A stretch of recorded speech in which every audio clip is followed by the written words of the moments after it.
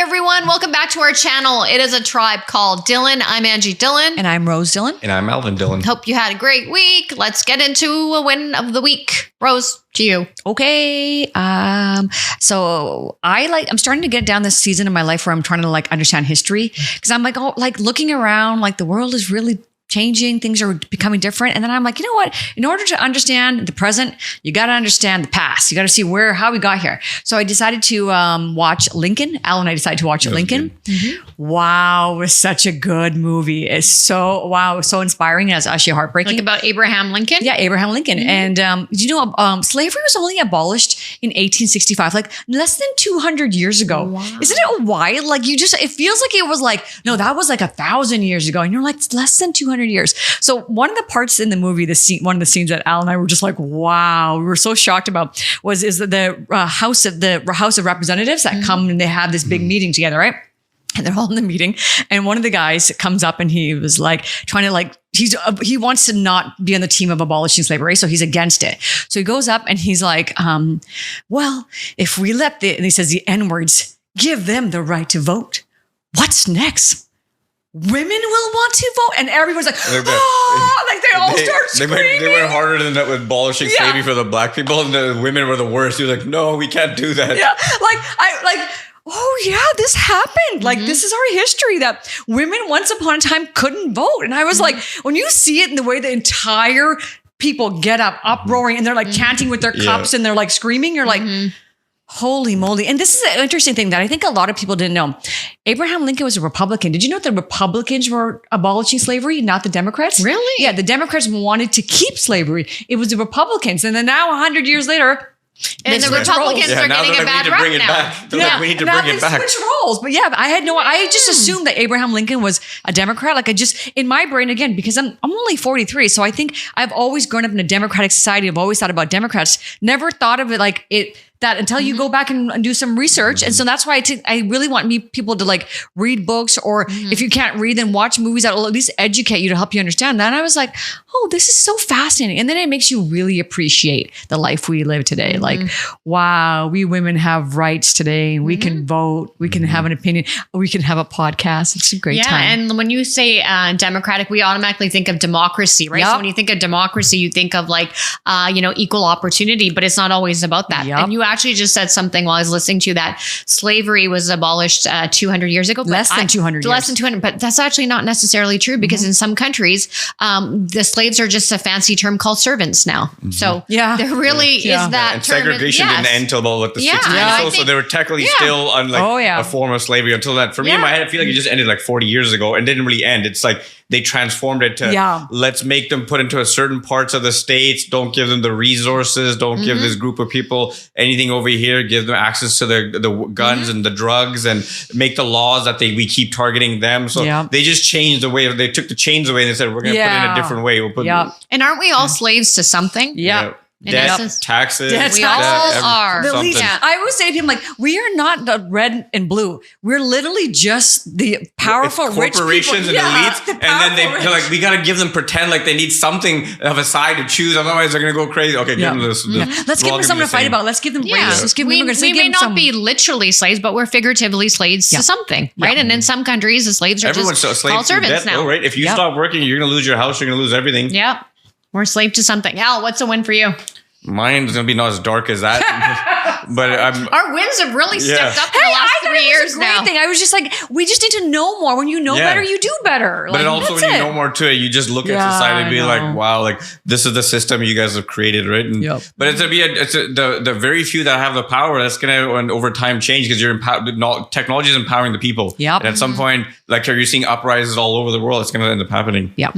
But mine's going to be that show which me and Rose binge watched a couple episodes, Black Rabbit. Oh yeah, Jude Law and Jason Bateman. Yeah, it seems like they have a formula, because it seemed a little bit like Ozark, the style, but his character got you into it, and you'd be you start look at him oh, I'm cringing the stuff that he would do. So and you fall in love with the characters.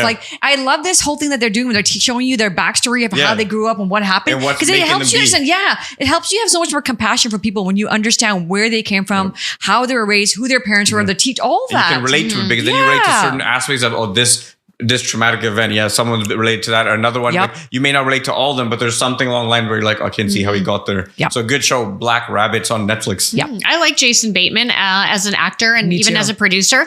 That's one person that I would eventually love to meet through the podcast just to understand his mind. Like he helped, I think he was one of the executive producers for Ozark and the way he created that show. Too. I think he's one of the So I just want to know like how he gets these ideas and these concepts for these types of TV shows. When I think of Ozark, Angie, I think of you because that girl Ruth.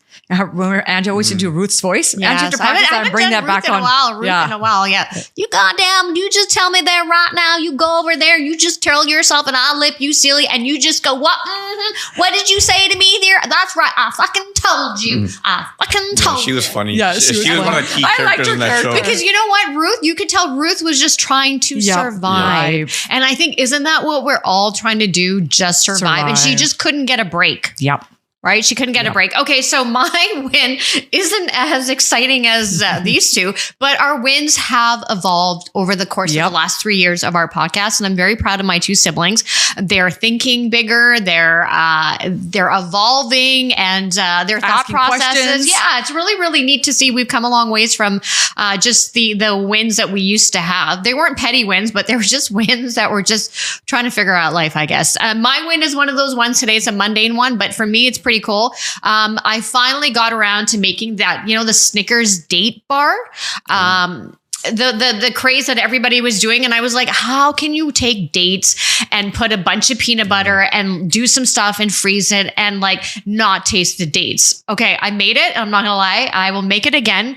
And I will show you guys how to make it. It is so easy and you can't really taste the dates. Oh. Yeah. I was gonna say that. Dates. I'm like, if I taste a date in there. Yeah, dates are weird. Yeah, it is weird. And the secret I realized was at the back of it when you're heating up the peanut butter and you've got the dates, you slam it and most people put it on top. The secret also is just to flip it on the back and put a little bit on the back and coat it. So my next one is for the Christmas holiday break. I'm going to try and make it with condensed milk, like a magic cookie bar, but a healthier version of that. So I did that. That was for me a pretty big win because I finally got around to getting all the ingredients, assembling everything and doing it more. You bought that pumpkin stuff now. Yeah. Angie's getting back into her old self. I am. You know what? I think it's a combination. I must thank HRT because I seem like spicy. And what is you HRT? Are definitely hormone replacement therapy. And everyone's doing this now.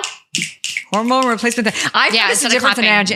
Angie's like so spicy again now. Changed, I actually missed this. I was like, she argues with me and she won't stop until she gets the last. I'm like, damn, she's back. I know my boyfriend freaks out now. He's like, I want the old Ange back. I go, the one for 4.5 years I was in snooze control, that Ange, because I was just trying to I had no energy, literally. So I'm back and I feel good. And that's why I think that today's episode is really, really important that we talk about this because I may not have been as self-aware when I was going through my pre-HRT journey, when I was going through my early stages of perimenopause, like maybe how I came across.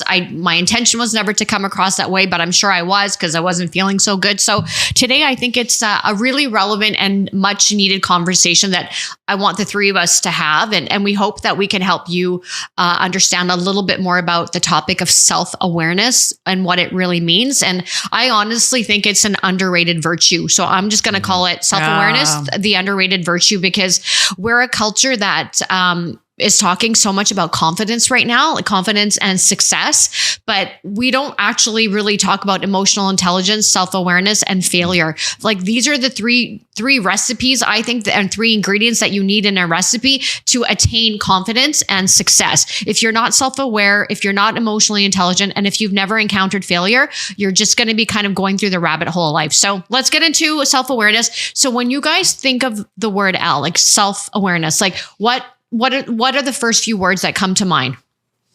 For me, it would be like, if you're telling me something or if you're giving me advice, I would assume you've experienced that before or you've been through that struggle. That's why you're able to give me a certain piece of advice on it. But if you're telling me like exactly how things played out, but you've never walked that walk or you've never been down that road, you're just hearing hearsay and other people's version of it. And then you're taking their versions and making your own and you're saying it with conviction. Mm-hmm. It's one thing if you said this is opinion, I believe, but if you're saying conviction, trying to convince me of that, I'm like, are you self-aware? Okay. Because I feel like before I speak or I say certain things, I try to be Am I like, do I feel like I'm like qualified to talk about that subject at certain lengths of it? Like, or do I might just give you a high level? I don't know. This is what I heard, but I don't know really what's going on. Okay. That's your take. Rose, what's your take on self-awareness? And I think that like the two words like kind of packed together, there's probably so many like interpretations of it. I think for me is understanding, being aware of my own thoughts. Like for me, understanding and hearing them from an outside perspective. Because like, you get caught when you're having these conversations and you're just ramping. But when you stop and listen to yourself, you become aware of like, I think this way. Oh, like I look at myself as an observer. So I feel like when I get into observer mode is the best way for me to like hone in on that self-awareness. Nice. When I type in on Google what self-awareness means, it says having conscious knowledge of one's own character and feelings. So the ability to know who you are and how you come across. That's my interpretation. I think when I was younger, I think when most of us are younger, we don't even know the concept of being self-aware. We're just self-indulging in life. And we think we know it all. Yes. And we run with that mindset. I think it's probably been in the last 5 years and maybe more this podcast that's really got me to be more self-aware of how do I come across, because we do want to come across as authentic and transparent on our channel. And I hope that I come across that way when I'm encountering like family, friends, and colleagues and peers. But I think that takes some time. So, really understanding your self-awareness, and that ties into your do you have the emotional intelligence to know about your self-awareness? So for me, I think when we're younger, why do you think it's so difficult when we're younger that we're not as self-aware as we are when we get older? Because I don't think you have the life experience. You haven't been through enough. Everything's being, remember, your parents are taking care of you. For most people, you're being fed, your food's coming, you're going to sleep, you have school, your friends, you're living that life in that moment. And if someone even try to teach you about that, you'd probably be like, okay. But I think the newer generation out there, because they're a lot more, what they say, awake or awoke, whatever it is. But sometimes it goes a little too far, but they're more like, hey, let's ask questions. Yeah. Why can't we afford to buy anything? Why is there so many wars? What's going on? Why are we on so much debt? Like they're asking questions. Me, I'd ask questions like, why do I have to work so much to have nothing? And so ask questions. Yeah. This Gen Z generation, I think they're very self-aware. Smart. Yeah. Very self-aware. Yeah. And I like their priorities, but we're here to talk about self-aware. But I think they're pretty self-aware and they're actually aware of how other people come across. So they can kind of check you and your behavior. Rose, you? And I think one of the things with when you're going down that rabbit hole, starting to become self-aware, is because it's really hard, right? It's like you're really just constantly observing yourself and being on all the time, watching yourself. I can get tired. Like I know there's times where I'm just like, wow, I'm tired of because I have my brain's just constantly going. So like to constantly observe and be aware of how I'm coming across, it's like another full-time job.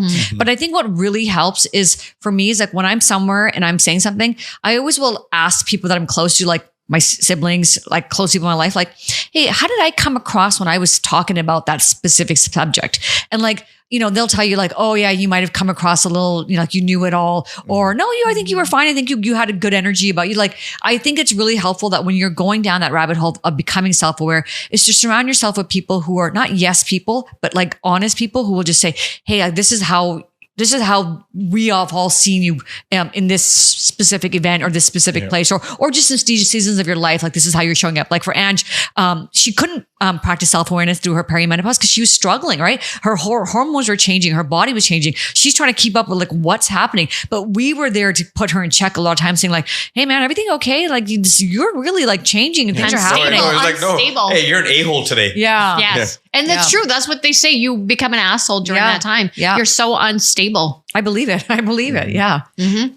I think they say the number one divorces are women in their 50s when they go through menopause. They just leave. Yeah, and I think there's a sense of awakening that comes that you just don't want to put up with bullshit because you're at the halfway point of life, and now you're like, I'm done. Like if I can go through menopause and perimenopause and come out okay, which is such a difficult transition for women and such a difficult phase, especially if some women can't take HRT. Right. If they don't know about HRT, then you're navigating all these strange changes in your body, and you can't sleep. You've got anxiety and you're like, oh God, I'm going to kill somebody. So it's an interesting time. Okay. So why do you think self-awareness isn't spoken about as much as confidence or success, like out there? Because we hear so much about all this other stuff. I think it's harder because it's like showing you a mirror of like self-reflection of all your flaws and be like, this is why you're like this, and you're an a-hole, you're this, you're that, and you're like, oh snap. It was like, for me, I feel like the moment that really changed for me was when Ange was like, I'm getting older and I'm like 25 years old. She was like, you need to stop playing the victim card. Oh, me? Yeah. So you've been playing for a long time, and now it's time to make some decisions, because like you're only hurting yourself. And then after that, I realized like, yeah, you're right. And then it just all set in. You're like, that's the answer. You're playing the victim card. And I know it too. Sometimes you're like, I'm getting away with it, but you're like, how long can I play this game for, right? Like, and then once you do that, you realize, let's not play the victim card. Let's look at like, what else can I do here and try to change this. And then your outlook changes, because you went from like, oh, look, me, I'm look, everyone's doing this to me. I'm a no because of this. And you're just constantly happening to you. Then just like, hey man, like, then Ange gave me that one check, and it was like a ding. And it happened at the right age. It was like 25 years old. Like, whatever, man, I still got like 5 years more of this to go. I can ride this out for longer. But then when you're like, man, I'm like 35 years old. I don't think I can keep playing the victim card anymore. And when I hit 40, what am I going to say? I'm not a little bubba anymore. High five. You listen to me. Usually sometimes and I won't be a little bitch no more. Al listens to a lot of what you say, but I think it's like the timing. But Al says at the right time. Yeah. She gives me a long curve, a long area before she's like, okay, now it's time to. Yeah, but also you guys are the same people. You're just 10 years apart. Too, I'm like, oh, I got away with this time. Okay, one more time. Okay. And even I know something like, oh wait, I don't know if I'll be able to get away with this time. Yeah, then she checks me. Yeah, I don't check you as much as she does. I've noticed that. Yeah, I'm way too lenient. Remember, you also don't stand up for yourself too, right? So I know that with Rose, if I just yell her enough times or I just be loud enough, she'll just quiet down. That's another thing you're not. I hope you're like, leave me alone. You don't know what I've been through, and then you're like, oh yeah, okay, yeah. That's great. You know, we had a chat about this earlier. Al was saying that to me. Like, that's something like you got to like start like manning up. Like, you got to man up. And I was like, well, I don't know why I struggle with it. Like, why am I so like? It's like something inside me thinks the tiger's gonna eat me, and I'm like, nobody's gonna eat you, Rose. Like, I tell myself this, but yeah, I just had to put myself in more of those unfortunate confrontational things where I get stronger. And remember when we talked about what the rule of thumb was? Whoever's talking to you and you're starting to feel like uncomfortable with the situation and you're feeling a certain way, but you don't want to address it. And if you don't address it there, and then you come home and you feel like I have to tell that story to someone else, how are they going to react in that moment? Because we've been to that story so many times. So it's like, if you come home and you tell me that story and I ask you, so what did you say?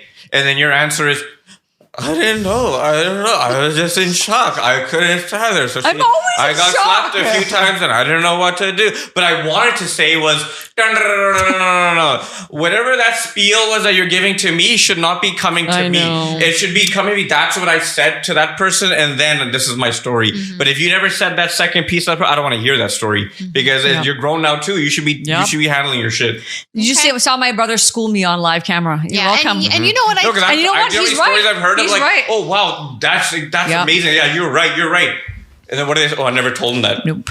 That's nice. Okay, you don't need to tell me that. Because when you get bullied your whole life, you just get used to it and you think it's normal. And then people tell you, who's bullied you your whole life? Are you serious? You used to bully me all the time too. I'm trying to make you tough. You allowed yourself to get bullied for a long time. Yeah, and I'm trying to make you tough because the real world is not very nice. I know. I learned that the hard way. Yes. But when I got bullied at work, my therapist was like, yeah, this didn't just happen now. Like, this is coming from years back. We need to go back and uncover. I was like, wait, what? And I remember feeling so deflated. Like, this is not like this is not a one-up. This is a built-up of other people have a lot. And then that's when I was like, holy shit, I'm a goddamn coward. Oh my God. That's where the self-awareness right there was probably painful. Yeah. I'm a coward. Yeah. It was very painful. I will say that's why I think people don't want to go to therapy. I think people don't want to face it is because to feel like you're less than, it makes you feel like, but what you don't realize is there's actually power when you recognize like, why am I this way? Like, why am I so scared to say something? Like, why do I back down? That's what empowers you to start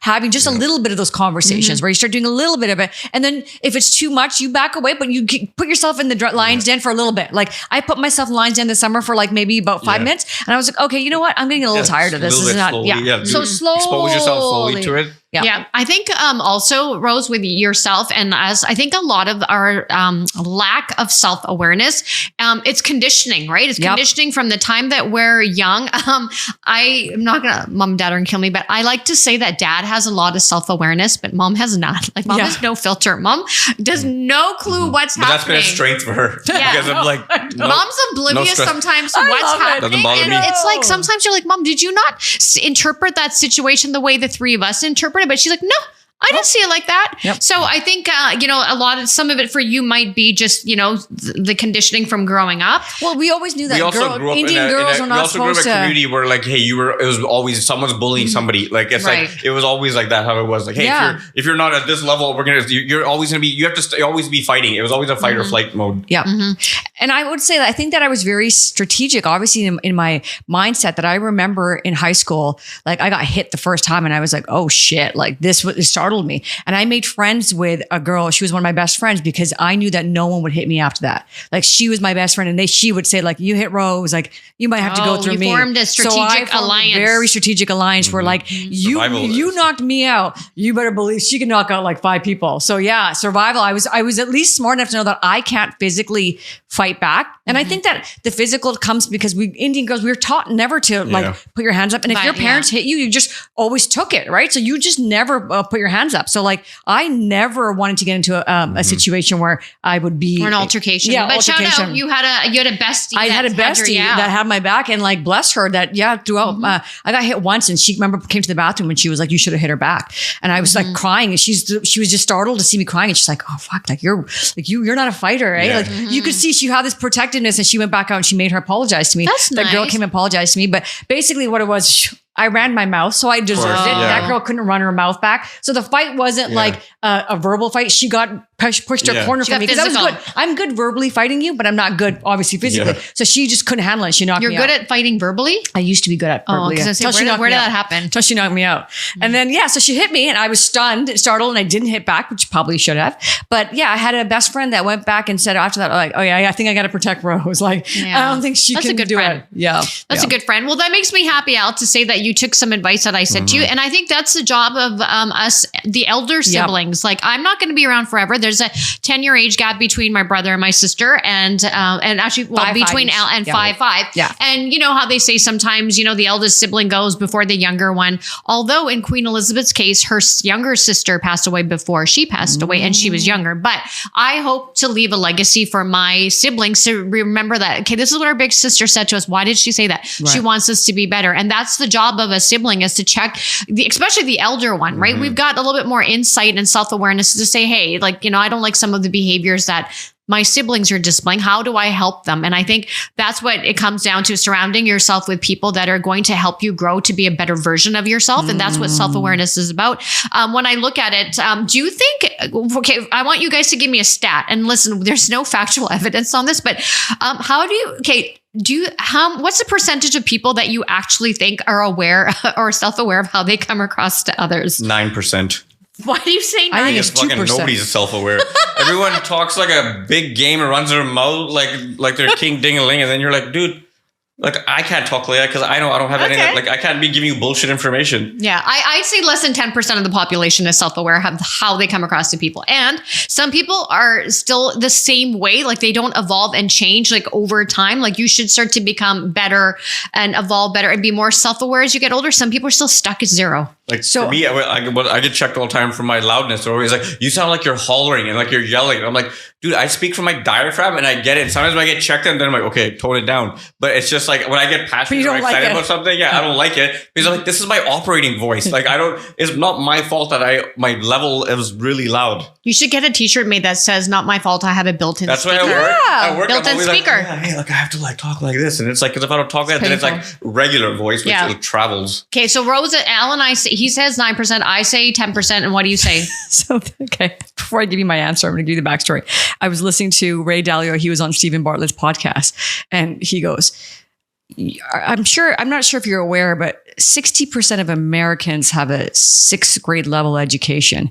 You see Stephen's like 60%? Yeah. Holy. Whoa. So if they have a 6th grade level of education, 60%, how many do you think actually have self-awareness, which is a really more thing. So that's why I think my answer is 1%. Yeah. Because I'm not pretending to be completely self-aware. There are times in my life where I turn that thing off because it's exhausting. I'm not fully always, but I try to always keep honing that skill and that habit into me to do it. But it's a lot of work. And like you get it when you go to therapy, when you put yourself in hard situations where you have to learn about like what just happened here. How did I react? Like you have to do that, go home and do that mental breakdown of that situation and then relive it. Most people don't want to relive painful situations in their life. So you want it's too hard. You want to numb yourself. Don't deal with it. So drink, smoke, take or eat food, numb your pain for now, and then worry about it in 4 hours. And Okay, let's do one good closer one for food for thought for our listeners here. Okay, what would change in your life if you became just 10% more self-aware?